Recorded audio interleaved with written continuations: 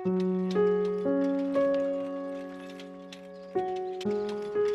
part sensorial és en el celler qui ens permet, en el dia a dia, marcar les directrius. També és així quan treballem en l'atracció animal, en el nostre paratge, permetent-nos observar i sentir millor la terra, no? La seva textura i el seu perfum. Sempre hi ha d'haver un testimoni i jo penso que aquest és el nostre testimoni.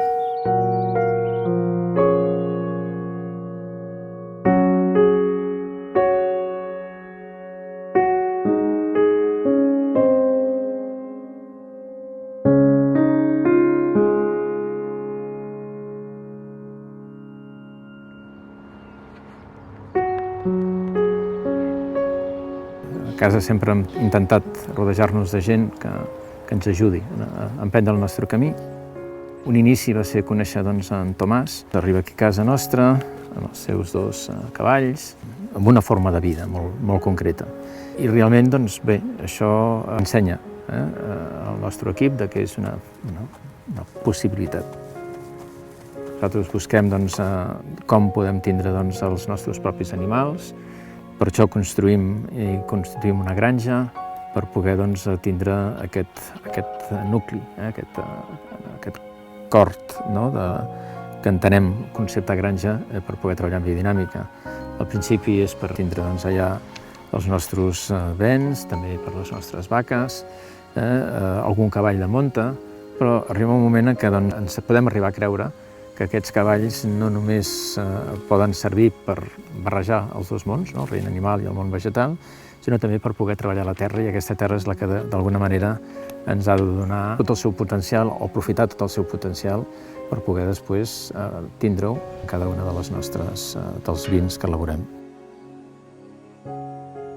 Després l'atzar ens porta a trobar un senyor que porta més de 30 anys treballant amb la formació de persones que després treballen a la vinya i amb el cavall. Aleshores dic, i on està aquest senyor? Aquest senyor està perdut en un poblet dels Pirineus. Doncs vinga, anem a veure, no?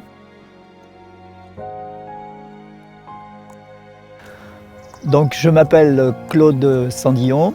Je suis ancien formateur traction animale avec une association qui s'appelle Promata en France. La traction animale, c'est une puissance limitée, c'est-à-dire que l'animal il ne peut pas travailler plus que ce qu'il peut faire. Et donc, à partir de là, on ne peut pas travailler la terre à n'importe quel moment. On est obligé de faire attention à l'état du sol pour pouvoir travailler la terre. C'est-à-dire qu'on travaille la terre toujours au bon moment.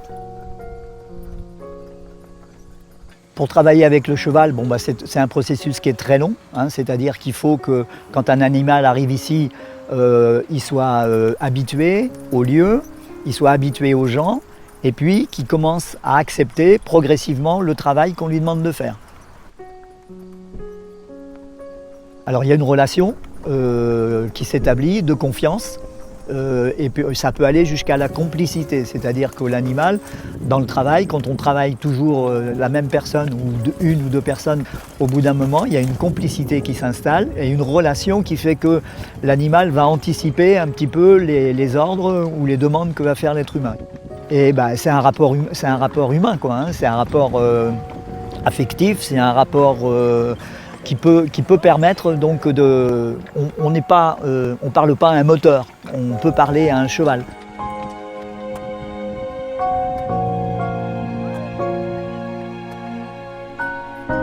El bonic de tot plegat és prendre consciència que tens un camí enorme per explorar.